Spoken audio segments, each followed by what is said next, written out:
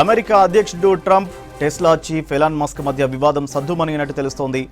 ఇటీవల ట్రంప్ పై చేసిన ఆరోపణలకు క్షమాపణ చెప్పాడు మస్క్. ప్రెసిడెంట్ ట్రంప్ పై తాను చేసిన పోస్టులపై విచారం వ్యక్తం చేశాడు. ఈ మేరకు ఎక్స్లో పోస్ట్ చేశాడు ఎలాన్ మస్క్. ట్రంప్తో వివాదంలో మస్క్ వెనక్కి తగ్గడంతో ఇద్దరి మధ్య మళ్లీ సంధి కుదిరినట్టు తెలుస్తోంది. ఇటీవల మస్క్, ట్రంప్ ఒకరిపై మరొకరు బహిరంగంగా విమర్శలు చేసుకున్నారు.